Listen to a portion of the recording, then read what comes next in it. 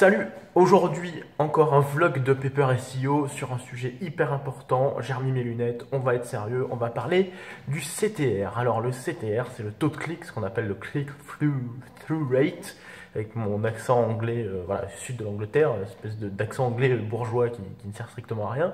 En fait, le CTR, pendant des années, il a été sujet à controverse. Alors, quelle controverse? Tout d'abord, il faut savoir que pendant des années, on a essayé de réfléchir, on a fait de l'empirisme en fait si vous voulez sur est-ce que le taux de clic, plus le taux de clic est élevé, plus on va avoir de la visibilité. C'est d'ailleurs une des questions que l'on a avec les clients. Les clients ils nous disent ben voilà, j'espère que beaucoup de monde va cliquer sur mon site, comme ça il sera en tout premier. Alors certes, on a fait des tests, on a fait comme je vous l'ai dit beaucoup d'empirisme dessus.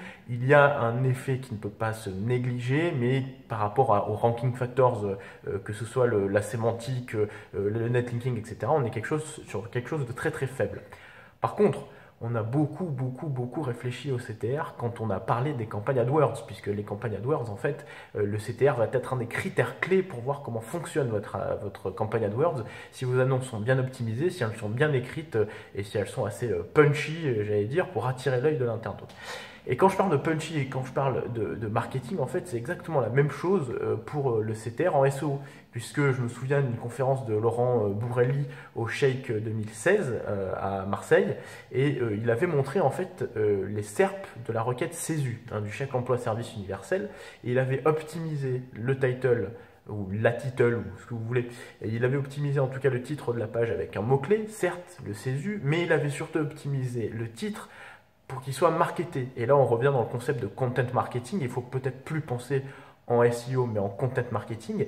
Et donc, du coup, le CTR, il va falloir aussi que vous le suiviez quand on fait du SEO. Et le CTR, vous allez devoir le suivre par rapport à votre title et par rapport surtout à votre métadescription. La métadescription, si vous voulez, c'est l'enrobage cadeau de votre title et de votre visibilité sur les SERP, c'est-à-dire que la métadescription n'a plus aucun effet, l'algorithme n'a plus aucun effet sur la métadescription, ce n'est plus un ranking factors. Par contre, il va falloir qu'elle soit punchy, qu'elle soit marketée, qu'elle donne envie d'aller voir le site qu'il y a derrière. Alors bien évidemment, le CTR est sujet à énormément de débats dans la sphère SEO, mais ce que je vous conseille de faire, premier conseil, c'est de créer un dashboard SEO. Voilà, alors non, ils apparaissent de l'autre côté, hop là, il va falloir créer un dashboard SEO.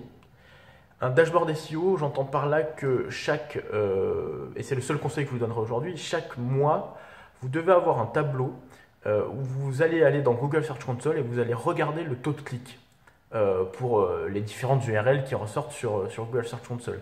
Il va falloir regarder les taux de clic et regarder les métadescriptions, les titles liés aux URL qui ressortent sur Google Search Console. Et il va falloir regarder l'évolution. C'est-à-dire que tous les mois, vous allez regarder si le CTR augmente, si le CTR descend. Et en fonction de ça, vous allez ajuster les métadescriptions. Alors pas forcément les titles, parce qu'on ne vous demande pas de changer les titles. Sinon, vous allez un petit peu semer la confusion dans la tête du robot Google, de Googlebot. Mais regardez au moins comment les métadescriptions fonctionnent. Parce que être premier en SEO, je ne le redirai jamais assez, premier en référencement naturel c'est bien, convertir c'est mieux, et j'allais dire entre les deux, il va falloir faire venir du trafic qualifié sur votre site. Donc du coup, le CTR est un vrai débat aujourd'hui à avoir dans la sphère SEO, et c'est quelque chose que vous devez suivre, c'est un indicateur que vous devez suivre absolument grâce à un dashboard de Google Drive où vous le mettez sur Excel, mais suivez Google Search Console, les métadescriptions, le CTR, des URL.